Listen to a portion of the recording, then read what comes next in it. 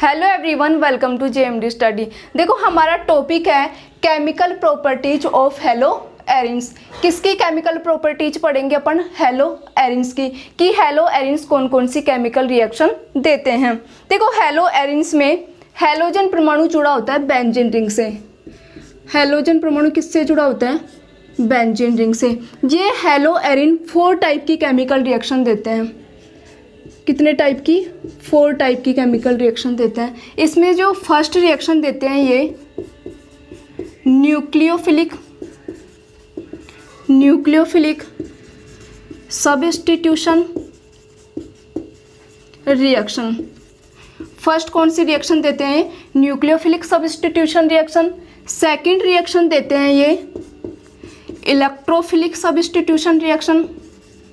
Electrophilic substitution reaction.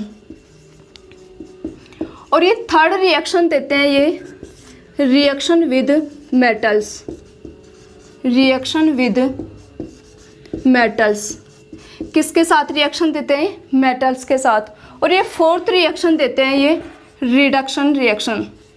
Fourth कौन से type की रिएक्शन देते हैं? फोर्थ रिएक्शन देते हैं ये रिडक्शन रिएक्शन। इसमें से अपन सबसे पहले पढ़ रहे अपन न्यूक्लियोफिलिक सब्स्टिट्यूशन रिएक्शन के बारे में। सबसे पहले अपन किसके बारे में पढ़ रहे हैं? न्यूक्लियोफिलिक सब्स्टिट्यूशन रिएक्शन के बारे में। देखो इस न्यूक्लियोफिलिक सब्स्टिट्यूशन रिएक्शन को हमने हेलो एल्केन में भी पढ़ लिया है और इसको हम हेलो एरिन्स में भी पढ़ेंगे। देखो इस रिएक्शन में अपन ने हेलो एल्केन में क्या किया था? हमने हेलो एल्केन की रिएक्शन करवाई थी न्यूक्लियोफिलिक के साथ। हेलो एल्केन की रिएक्शन किसके साथ करवाई थी? न्यूक्लियोफाइल के साथ। जब इन दोनों की रिएक्शन करवाई तो ये हेलोजन इस बॉन्ड के इलेक्ट्रॉन को लेकर चला जाता है और इसकी जगह पर अटैक कर जाता है न्यूक्लियोफाइल। अब एल्किल समूह के साथ कौन जुड़ गया? न्यूक्लियोफाइल। इसमें क्या हुआ? हेलोजन बाहर निकल जाता है और न्यूक्लियोफाइल अंदर आ जाता है। सेम वैसे ही इन हेलो एरिन्स में भी जब हम इन हेलो एरिन्स की रिएक्शन न्यूक्लियोफाइल के साथ करवाते हैं तो यहाँ से ये हेलोजन बॉन्ड के इलेक्ट्रॉन को लेकर चला जाता है और इसकी जगह पर अटैक कर जाता है न्यूक्लियोफाइल। अब इस बेंजीन और न्यूक्लियोफाइल के बीच में बॉन्ड बन जाएगा। इसमें भी क्या हुआ? यहाँ से हेलोजन बाहर निकल जाता है, मतलब हेलोजन बॉन्ड के इलेक्ट्रॉनों को लेकर बाहर निकल जाता है और न्यूक्लियोफाइल अंदर आ जाता है। लेकिन ये जो हेलो एल्केन में ये जो एसन रिएक्शन है, ये एसन रिएक्शन आराम से हो जाती है, मतलब रूम टेम्परेचर पर ही हो जाती है, नॉर्मल टेम्परेचर पर ही ये रिएक्शन हो जाती है। लेकिन ये रिएक्शन नॉर्मल टेम्परेचर पर नहीं होती है। इस रिएक्शन को करवाने के लिए या तो हमें हाई टेम्परेचर देना पड़ता है, या तो हमें हाई टेम्परेचर देना पड़ता है, या फिर हमें हाई प्रेशर देना पड़ता है। हाई प्रेशर देना पड़ता है, या फिर कभी कभी तो हाई टेम्परेचर और हाई प्रेशर दोनों देंगे जब जाके ये रिएक्शन होती है, अदरवाइज ये रिएक्शन नहीं होती है। देखो ये रिएक्शन इसलिए नहीं होती क्योंकि ये जो हेलो एरिन्स ये होते हैं वेरी लेस रिएक्टिव। कैसे होते हैं? ये बहुत कम क्रियाशील होते हैं, वेरी लेस रिएक्टिव होते हैं। तो हम यहाँ पे एक नोट लिख सकते हैं, यहाँ पे अपन एक नोट लिखते हैं कि hello arenes do not show essence reaction nucleophilic substitution reaction at normal temperature and normal pressure. मतलब हेलो एरिन्स नॉर्मल टेम्परेचर और नॉर्मल प्रेशर पर हेलो एरिन्स सब्स्टिट्यूशन रिएक्शन नहीं देते हैं। देखो इन रिएक्शन को इसके लेस रिएक्टिव होने के 4 रीजन्स होते हैं। इसके लेस रिएक्टिव होने के कितने रीजन हैं? इसके 4 रीजन्स होते हैं। इसमें से इसका फर्स्ट रीजन है रेजोनेंस। फर्स्ट रीजन कौन सा है? रेजोनेंस। देखो इन हेलो एरिन्स में हैलोजन बेंजीन रिंग से जुड़ा होता है। हैलोजन किससे जुड़ा होता है? बेंजीन रिंग से। यहाँ पे जो हैलोजन है, इस हैलोजन के आउटर मोस्ट सेल में, इसके बाह्यतम कोश में होते हैं 7 इलेक्ट्रॉन।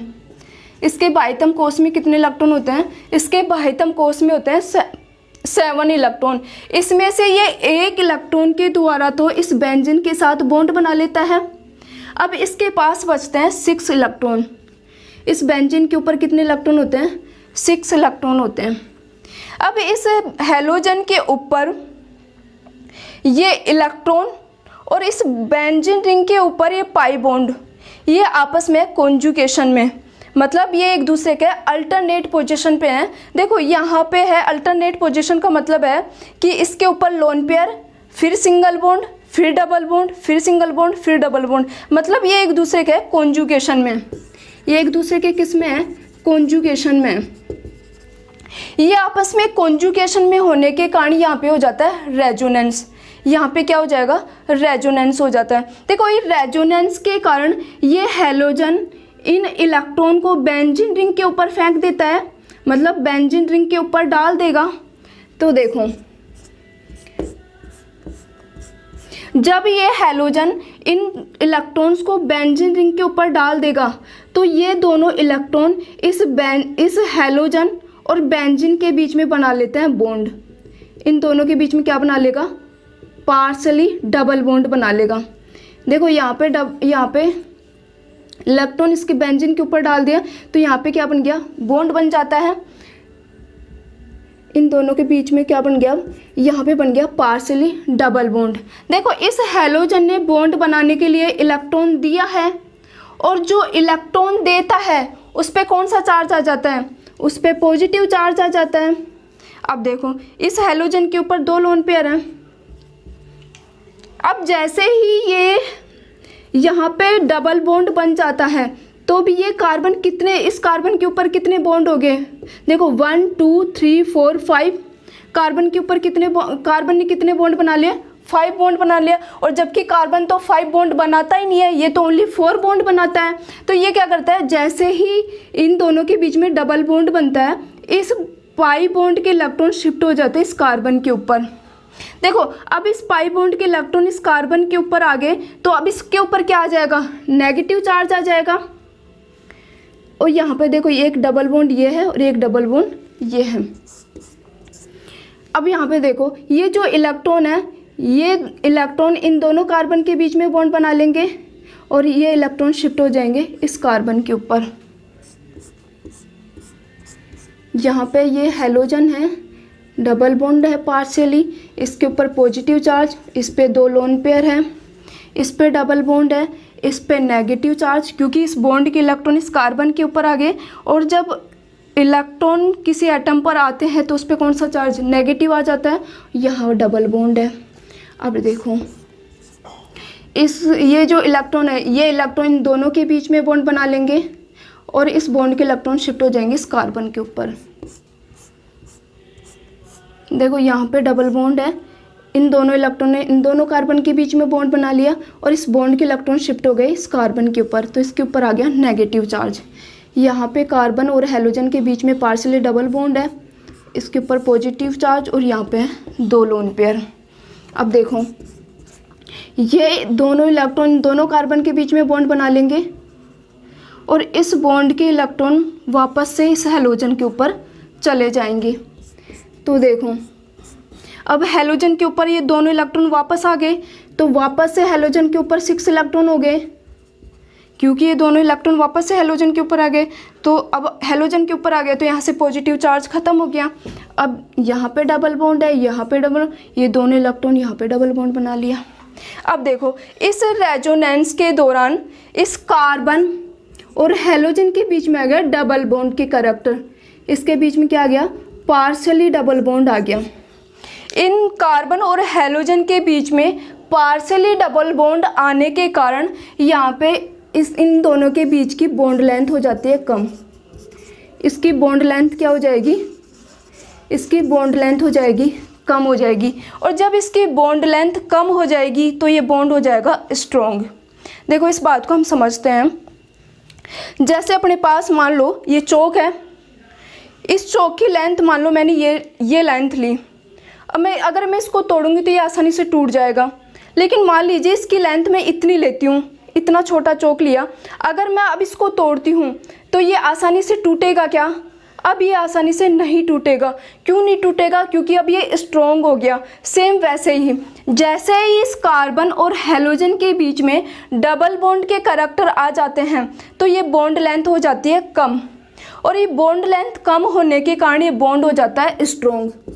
कैसा हो जाएगा? बॉन्ड स्ट्रॉन्ग हो जाएगा। और जब बॉन्ड स्ट्रॉन्ग होगा तो वो आसानी से टूटेगा क्या? ये अब आसानी से टूटता नहीं है।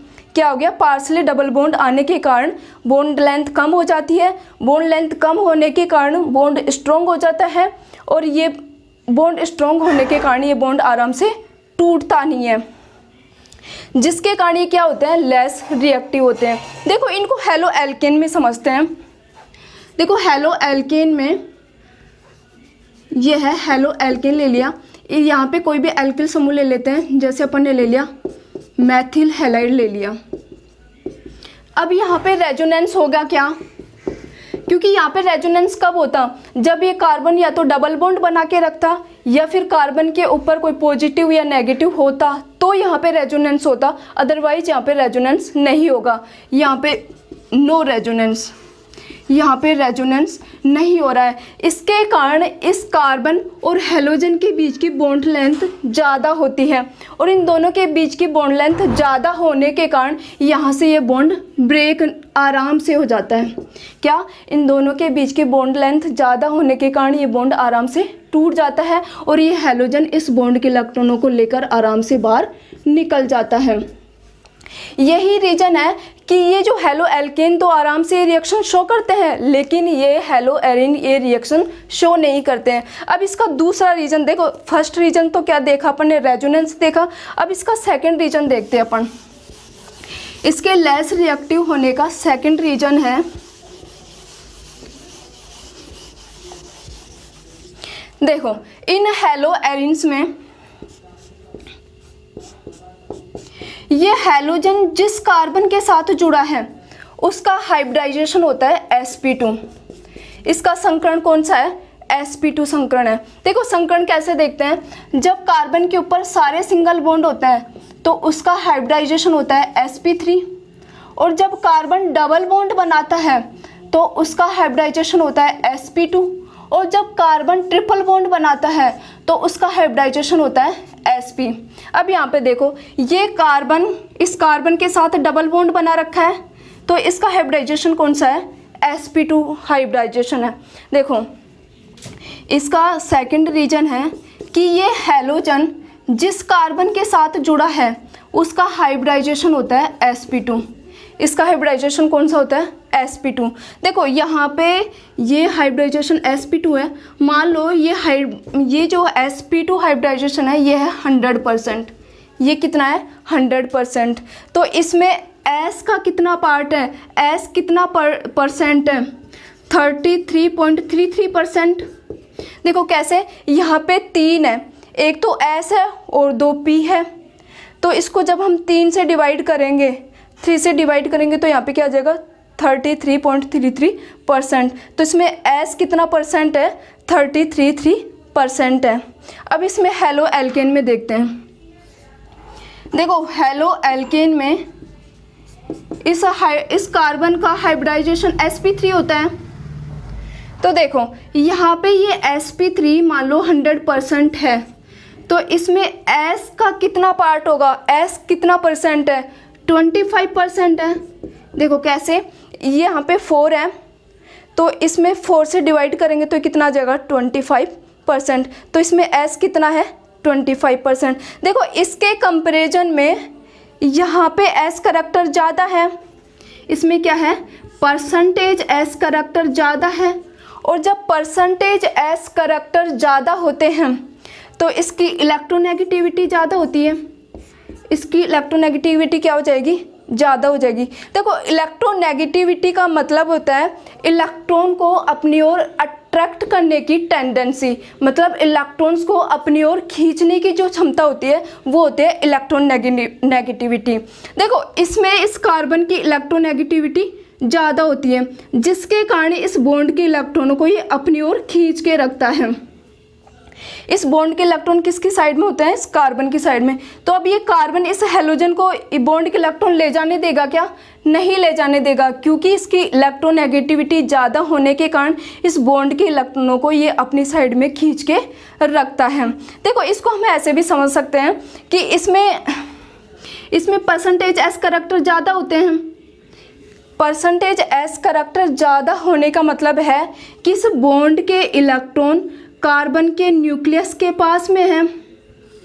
जब ये इलेक्ट्रॉन और न्यूक्लियस ये दोनों जब पास पास में होंगे तो दोनों के बीच में अट्रैक्शन फोर्स ज़्यादा होगा, दोनों के बीच में आकर्षण बल ज़्यादा होगा। और जब दोनों के बीच में आकर्षण बल ज़्यादा होगा तो वो बॉन्ड आसानी से टूटेगा क्या? वो बॉन्ड नहीं टूटता है। तो ये बॉन्ड यहाँ से ब्रेक नहीं हो पाता है। तो यही रीज़न क्या है कि ये लेस रिएक्टिव होते हैं। देखो यहाँ पे समझते हैं, इसमें क्या इसके परसेंटेज एस करैक्टर कम है। अगर परसेंटेज एस करैक्टर कम है तो इस कार्बन की इलेक्ट्रोनेगेटिविटी भी कम होगी। अगर इलेक्ट्रोनेगेटिविटी कम होगी तो ये इस बॉन्ड के इलेक्ट्रॉनों को अपनी ओर खींच पाएगा क्या? इस बॉन्ड के इलेक्ट्रॉन इसकी ओर होंगे क्या? नहीं होंगे, क्योंकि यहाँ पे हैलोजन की इलेक्ट्रोनेगेटिविटी, हैलोजन की जो विद्युत ऋणता है वो कार्बन से ज़्यादा है, जिसके कारण इस बॉन्ड के इलेक्ट्रॉनों को लेकर आराम से बाहर निकल जाता है। यही रीज़न क्या है कि ये जो हैलो एरिन है ये लेस रिएक्टिव होते हैं और हैलो एल्केन ज़्यादा रिएक्टिव होते हैं। देखो ये था इसका सेकेंड रीजन था। अब हम इसके थर्ड रीजन की बात करते हैं। इसका थर्ड रीजन है, इसका थर्ड रीजन है अनस्टेबल फेनिल कैटाइन। देखो अपन ने SN1 रिएक्शन पढ़ लिया है, तो SN1 रिएक्शन में अपन ने क्या पढ़ा था कि SN1 रिएक्शन की फर्स्ट स्टेप में कार्ब कैटाइन का फॉर्मेशन होता है। किसका फॉर्मेशन होता है? कार्ब कैटाइन का फॉर्मेशन होता है। देखो हैलो एरिन्स में ये हैलोजन जब बॉन्ड के इलेक्ट्रॉनों को लेकर चला जाएगा तो इस कार्बन के ऊपर कौन सा चार्ज आ जाएगा? पॉजिटिव। इस बेंजीन के रिंग के ऊपर क्या आ गया? पॉजिटिव आ गया। कैसे? क्योंकि जब ये बॉन्ड के इलेक्ट्रॉनों को लेकर जाएगा तो यहाँ से एक इलेक्ट्रॉन, मतलब इस कार्बन के एक इलेक्ट्रॉन को लॉस हो जाएगा, तो इस पर क्या आ जाएगा? पॉजिटिव चार्ज आ जाएगा। देखो यहाँ पे ये जो पॉजिटिव चार्ज है, ये पॉजिटिव चार्ज इस रिंग के ऊपर होता है अनस्टेबल। ये पॉजिटिव चार्ज क्या होता है? अनस्टेबल होता है। क्यों होता है? क्योंकि ये जो पॉजिटिव चार्ज है, ये पॉजिटिव चार्ज इस बेंजीन रिंग के साथ रेजोनेंस नहीं कर पाएगा। यहाँ पे क्या होता है? यहाँ पे रेजोनेंस नहीं होता है, नो रेजोनेंस।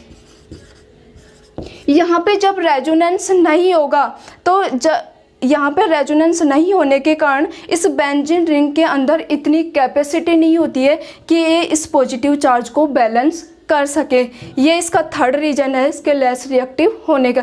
क्योंकि देखो कार्ब कैटाइन जब पॉजिटिव चार्ज जितना ज़्यादा स्टेबल होता है वो आराम से रिएक्शन देता है। जब कार्ब कैटाइन स्टेबल ही नहीं होगा तो वो आसानी से रिएक्शन नहीं देता है। ये इसका है थर्ड रीजन। देखो हम इसके फोर्थ रीजन की बात करें।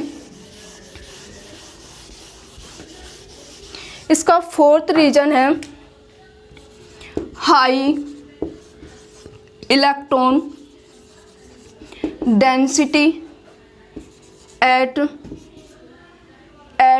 Aromatic ring.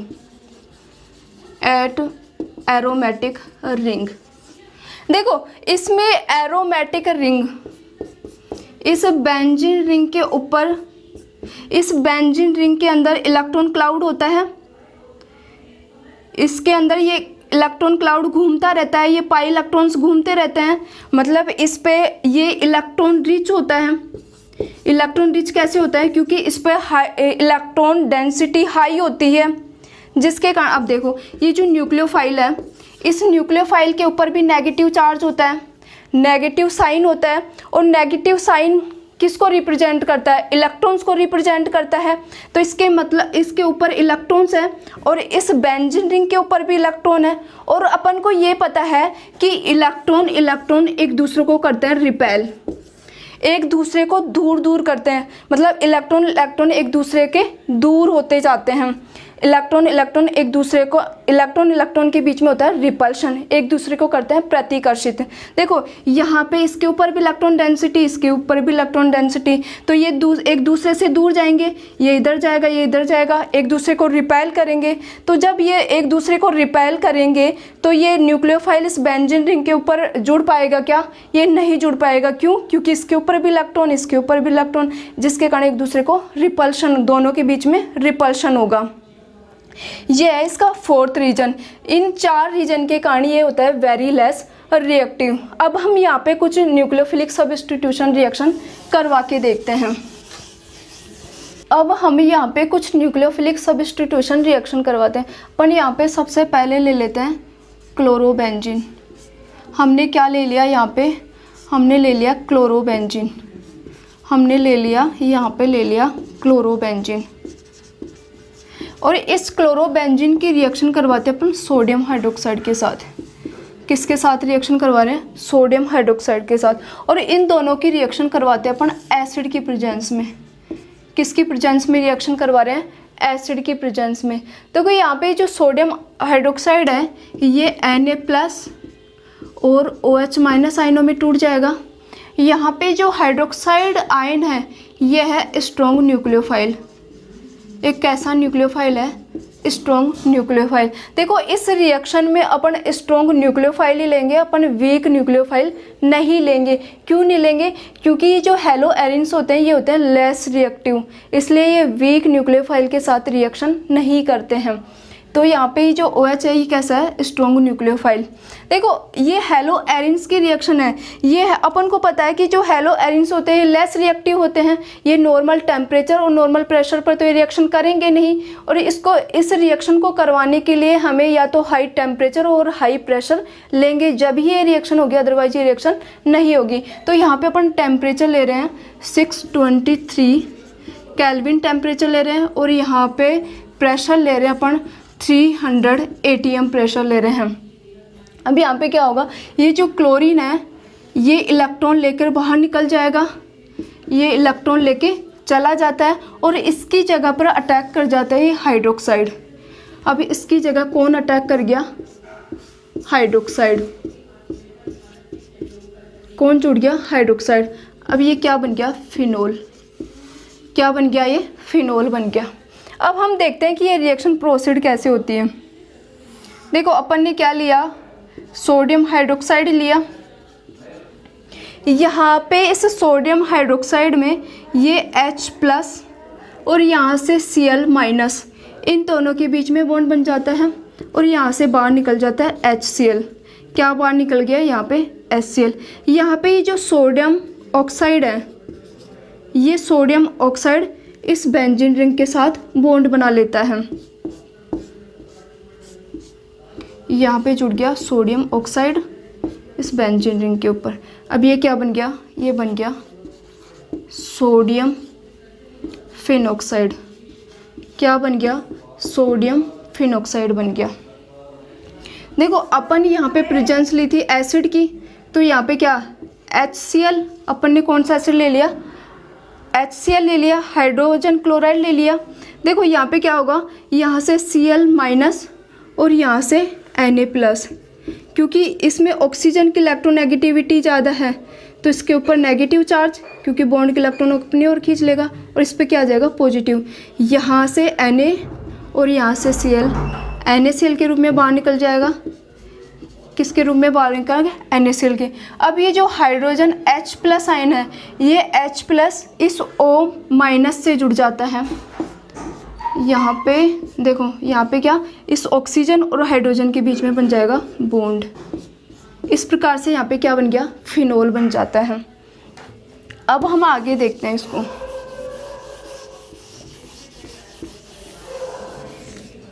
देखो अब ये जो क्लोरोबेंजीन है, इस क्लोरोबेंजीन की पैरा पोजीशन पर अपन जोड़ लेते हैं नाइट्रो ग्रुप। कौन सा ग्रुप जोड़ लेते हैं अपन? Nitro group. नाइट्रो ग्रुप, यहाँ पे क्लोरोबेंजीन है, इस क्लोरोबेंजीन के इसके पैरा पोजीशन पर जोड़ लेते हैं अपन नाइट्रो ग्रुप। देखो इसकी ये वाली जो पोजीशन है, इस पोजीशन को बोलते हैं अपन ऑर्थो, और इस पोजीशन को अपन बोलते हैं मेटा, और इस पोजीशन को बोलते हैं अपन पैरा। देखो इस वाली पोजीशन को बोलते हैं अपन इस वाली पोजीशन को बोलते हैं अपन ऑर्थो, और इस वाली पोजीशन को क्या बोलेंगे अपन? मेटा। मतलब ortho Meta para, ortho Meta para. तो अपन ने पैरा पोजीशन पर क्या जोड़ लिया? अपन ने नाइट्रो ग्रुप जोड़ लिया। अब हमें इसके ये क्या बन गया यहाँ पे बन गया पैरा क्लोरो। देखो ये पैरा पे है, ऑर्थो मेटा पैरा, इससे देखे तो ऑर्थो मेटा पैरा, तो इस किस में है? Para chloro nitro benzene. क्या ले लिया अपन ने? Para nitro chloro benzene. और इसकी रिएक्शन करवा रहे अपन सोडियम हाइड्रोक्साइड के साथ। किसके साथ रिएक्शन करवा रहे हैं? सोडियम। और यहाँ पे प्रेजेंस ले रहे हैं अपन एसिड की। देखो यहाँ पे जो रिएक्शन है, ये रिएक्शन होती है 443 केल्विन टेम्परेचर पर। देखो ये जो रिएक्शन है, ये इस रिएक्शन के कंपैरिजन में कम टेम्परेचर पर हो जाती है। अब देखते हैं ये रिएक्शन कम टेम्परेचर पर क्यों होती है। क्योंकि यहाँ पे ये जो नाइट्रो ग्रुप है, इस नाइट्रो की स्ट्रक्चर होती है, ये स्ट्रक्चर होती है, ये है नाइट्रोनियम आयन। ये क्या है? ये है नाइट्रोनियम आयन। देखो इस नाइट्रोजन के ऊपर है पॉजिटिव चार्ज, और पॉजिटिव चार्ज जब किसी भी एटम पर पॉजिटिव चार्ज है, इसका मतलब है कि उस एटम के पास इलेक्ट्रॉन की कमी है। मतलब वो जो एटम है, वो एटम ऑलरेडी इलेक्ट्रॉन का लॉस कर चुका है। मतलब ये जो नाइट्रोजन है, ये नाइट्रोजन है इलेक्ट्रॉन डेफिशिएंट। ये कैसा है? इलेक्ट्रॉन डेफिशिएंट है। मतलब इसको इस पॉजिटिव चार्ज को हटाने के लिए, इस इलेक्ट्रॉन की कमी की पूर्ति करने के लिए इसको इलेक्ट्रॉन चाहिए। तो ये नाइट्रोजन क्या करेगा? इलेक्ट्रॉन्स को अपनी ओर खींचेगा। तो ये जो नाइट्रो ग्रुप है, ये नाइट्रो ग्रुप इस बेंजीन रिंग से इलेक्ट्रॉन्स को अपनी ओर खींचेगा। क्या करेगा? इलेक्ट्रॉन्स को अपनी ओर खींचेगा। जब ये इलेक्ट्रॉन्स को अपनी ओर खींचेगा, जब ये इलेक्ट्रॉन्स को खींचेगा, तो इस बेंजीन रिंग के ऊपर इलेक्ट्रॉन डेंसिटी कम हो जाएगी। इलेक्ट्रॉन डेंसिटी क्या हो जाएगी? डिक्रीज हो जाएगी। कैसे? क्योंकि ये इलेक्ट्रॉन खींचेगा, तो ये इलेक्ट्रॉन खींचेगा तो इस पर इलेक्ट्रॉन्स कम होंगे, इलेक्ट्रॉन्स कम हो जाएंगे। और यहाँ पे देखो ये Na+ और OH-। देखो इस हाइड्रोक्साइड के ऊपर है नेगेटिव साइन, और नेगेटिव साइन हमेशा इलेक्ट्रॉन्स को रिप्रेजेंट करता है। इसका नेगेटिव साइन का मतलब क्या है? कि इस हाइड्रोक्साइड के ऊपर है इस हाइड्रोक्साइड के ऊपर है इलेक्ट्रॉन्स है। तो ये किसी ऐसी जगह पर जाके जुड़ेगा जहाँ पे इलेक्ट्रॉन्स कम हो, क्योंकि ऑलरेडी इसके ऊपर इलेक्ट्रॉन तो इसके ऊपर है, लेकिन ये ऐसी जगह पर जुड़ेगा जहाँ पर इलेक्ट्रॉन कम हो। तो देखो जब ये नाइट्रोक्रोम इलेक्ट्रॉन को खींच लेगा, तो इस बेंजीन रिंग के ऊपर इलेक्ट्रॉन कम हो जाएंगे। जब इसके ऊपर इलेक्ट्रॉन कम होंगे, तो अब ये हाइड्रोक्साइड आराम से इस बेंजीन रिंग के ऊपर अटैक कर जाएगा, और यहाँ से क्लोरीन बाहर निकल जाएगा। अब ये किससे जाके जुड़ गया? यहाँ पे जुड़ गया, और यहाँ पे NO2 ग्रुप। क्या रीज़न है? क्योंकि यहाँ पे इलेक्ट्रॉन विड्रॉइंग ग्रुप, मतलब इलेक्ट्रॉन को खींचने वाला ग्रुप जुड़ा हुआ है, जो कि इस बेंजीन रिंग की रिएक्टिविटी बढ़ा देता है, इन हेलो एरिन्स की रिएक्टिविटी बढ़ा देता है। इसलिए ये जो रिएक्शन है, ये रिएक्शन कम टेम्परेचर पर हो जाती है। देखो अपन क्या करते हैं, इसकी एक ऑर्थो पोजीशन पर, इसकी एक और ऑर्थो पोजीशन पर अपन एक और ग्रुप जोड़ लेते हैं, NO2 ग्रुप। एक और NO2 ग्रुप जोड़ लिया, और यहाँ पर ऑलरेडी एक NO2 ग्रुप है ही। अब हम इसकी रिएक्शन करवा रहे हैं सोडियम हाइड्रोक्साइड के साथ। इसकी रिएक्शन अपन किसके साथ करवा रहे हैं? Sodium hydroxide. देखो यहाँ पे ये वाला नाइट्रो ग्रुप है, ये भी इलेक्ट्रॉन खींचेगा और ये भी इलेक्ट्रॉन खींचेगा। अब ये दो इलेक्ट्रॉन खींचने वाले ग्रुप हैं, तो इसकी इलेक्ट्रॉन डेंसिटी और कम हो जाएगी, मतलब बेंजीन के ऊपर इलेक्ट्रॉन और भी कम हो जाएंगे। जब इस पे इलेक्ट्रॉन और भी कम हो जाएंगे, अब ये हाइड्रोक्साइड आयन और आसानी से इस पर अटैक कर जाएगा। तो ये जो रिएक्शन होती है, ये रिएक्शन सिर्फ और सिर्फ 368 केल्विन टेम्परेचर और एसिड की प्रेजेंस में हो जाती है। अब यहाँ पे देखो, इसके ऊपर क्या बन जाएगा, OH जुड़ जाएगा, यहाँ पे NO2 है और यहाँ पे एक NO2 है।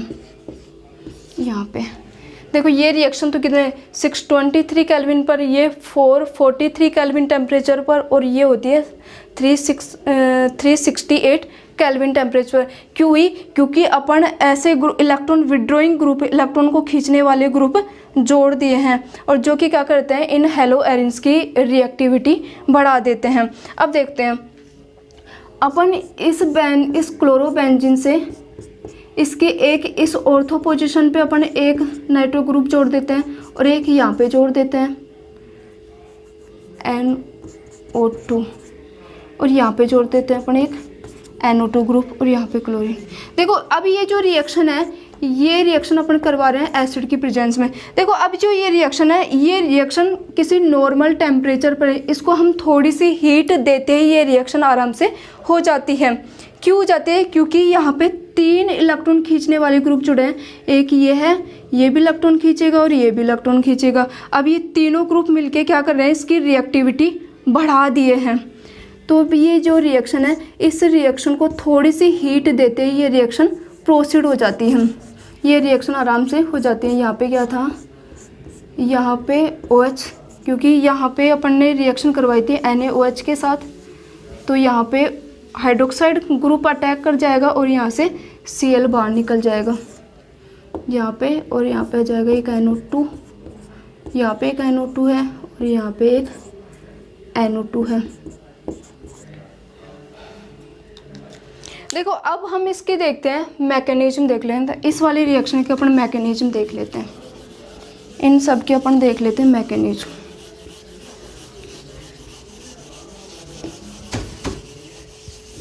देखो इस वाली रिएक्शन के अपन मैकेनिज्म देखते हैं।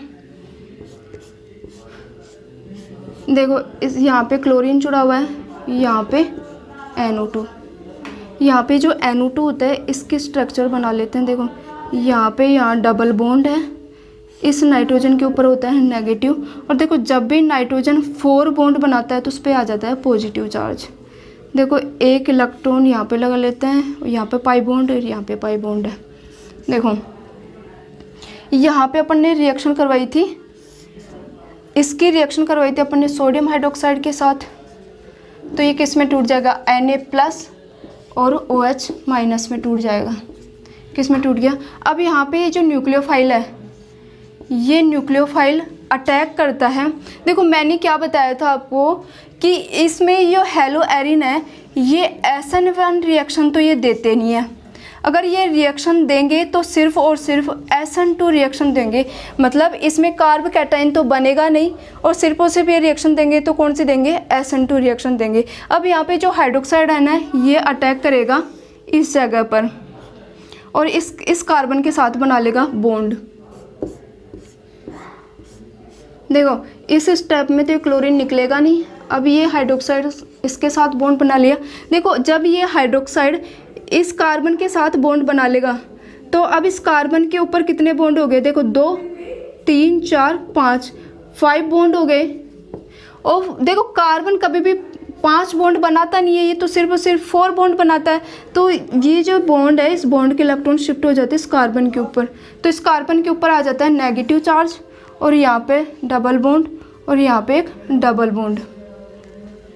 अब यहाँ पे देखो इस कार्बन के ऊपर नेगेटिव चार्ज है और यहाँ पे डबल बॉन्ड, ये एक दूसरे के कॉन्जुगेशन में, तो यहाँ पे हो जाता है रेजोनेंस।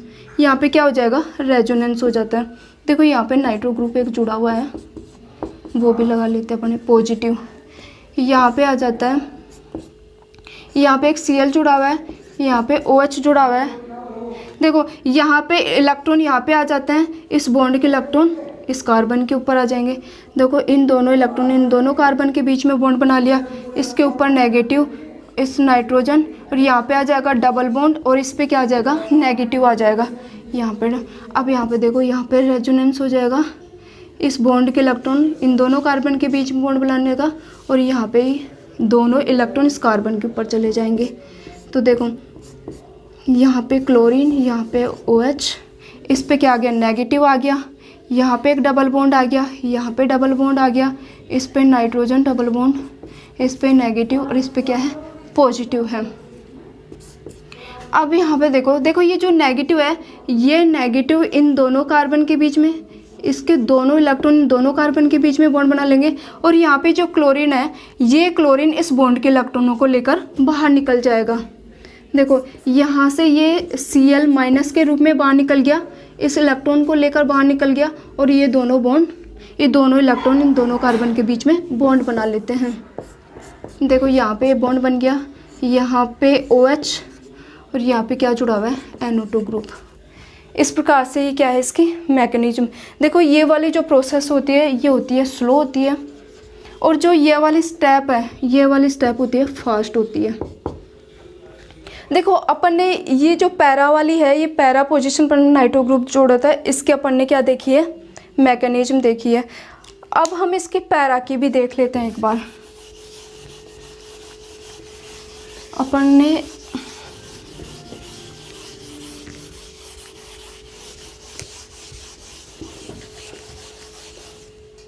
देखो, अपन ने क्लोरीन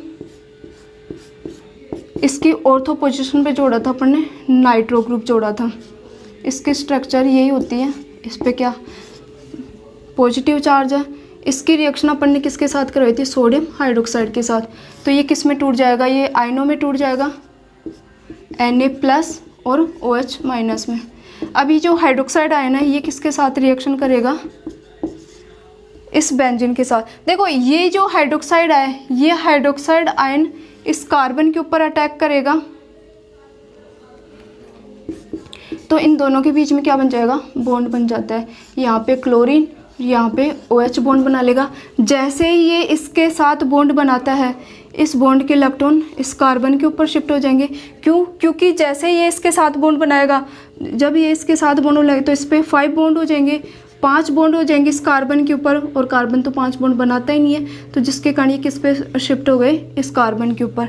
तो इस कार्बन पे आ जाएगा नेगेटिव चार्ज, क्योंकि जिस कार्बन पर इलेक्ट्रॉन आते हैं उस पर कौन सा चार्ज आ जाता है, नेगेटिव। अब देखो इस पे आ जाएगा नेगेटिव, यहाँ पे डबल बॉन्ड, यहाँ पे देखो। अब यहाँ पे ये नेगेटिव चार्ज और यहाँ पे डबल बॉन्ड एक दूसरे के कॉन्जुगेशन में, जब ये एक दूसरे के कॉन्जुगेशन में होते हैं तो यहाँ पे रेजोनेंस हो जाएगा। तो देखो ये जो इलेक्ट्रॉन है, ये इलेक्ट्रॉन दोनों कार्बन के बीच में बॉन्ड बना लेंगे, और इस बॉन्ड के इलेक्ट्रॉन शिफ्ट हो जाएंगे इस कार्बन के ऊपर। ये दोनों यहाँ पे बॉन्ड बना ले, यहाँ पे बॉन्ड, इस पे आ जाएगा नेगेटिव, यहाँ पे क्लोरीन और यहाँ पे OH। देखो यहाँ पे OH-, यहाँ पे जो नेगेटिव है ये माइनस इन दोनों के बीच में बॉन्ड बना लेगा, इसके दोनों इलेक्ट्रॉन इन दोनों कार्बन के बीच में बॉन्ड बना लेगा, और इस बॉन्ड के इलेक्ट्रॉन शिफ्ट हो जाएंगे इस कार्बन के ऊपर। अब देखो यहाँ पे बॉन्ड है, यहाँ पे बॉन्ड बन गया, और इस बॉन्ड के इलेक्ट्रॉन शिफ्ट हो गए इस कार्बन के ऊपर, यहाँ पे क्लोरीन आ गया और यहाँ पे OH। अब देखो ये जो यहाँ पे देखो, यहाँ पे एक नाइट्रो ग्रुप और था, वो तो अपन ने लगाया ही नहीं, यहाँ पे लगा लो नाइट्रो ग्रुप जोड़ो। यहाँ पे क्या है, यहाँ पे जोड़ लो। देखो इसके ऊपर नेगेटिव साइन आ जाएगा, यहाँ पे N, यहाँ पे नेगेटिव और इस पे है पॉजिटिव। देखो यहाँ पे भी क्या है, इस पे नेगेटिव आ जाएगा, इस पे डबल बॉन्ड और नेगेटिव, इस पे आ जाएगा पॉजिटिव। देखो अब ये दोनों इलेक्ट्रॉन इन दोनों कार्बन के बीच में बॉन्ड बना लेंगे, और यहाँ से ये क्लोरीन इस बॉन्ड के इलेक्ट्रॉनों को लेकर बाहर निकल जाएगा। क्या बन गया, देखो यहाँ पे बॉन्ड डबल बॉन्ड है, एक यहाँ पे डबल बॉन्ड है, एक डबल बॉन्ड यहाँ बन गया, यहाँ पे OH, यहाँ पे क्लोरीन बाहर निकल ही गया, और यहाँ पे इसकी ऑर्थो पोजीशन पर जुड़ा हुआ है नाइट्रो ग्रुप, इस पे पॉजिटिव। ये इसकी क्या है, मैकेनिज्म है। अब देखो यदि हम इस हेलो एरिन की, इस क्लोरोबेंजीन की यदि हम ऑर्थो और पैरा पोजीशन पर यदि हम नाइट्रो ग्रुप जोड़ते हैं, कोई भी ऐसा ग्रुप जो इलेक्ट्रॉन को विड्रॉ करता है, मतलब इलेक्ट्रॉन विड्रॉइंग ग्रुप जोड़ते हैं, इलेक्ट्रॉन विड्रॉइंग ग्रुप जोड़ते हैं, तो वो हेलो एरिन्स की रिएक्टिविटी को बढ़ा देते हैं। यदि हम इसकी मेटा पोजीशन पर नाइट्रो ग्रुप जोड़ते हैं, इसकी मेटा पोजीशन पर कोई भी इलेक्ट्रॉन विड्रॉइंग ग्रुप जोड़ते हैं, तो इसकी रिएक्टिविटी पर कोई फ़र्क नहीं पड़ता है।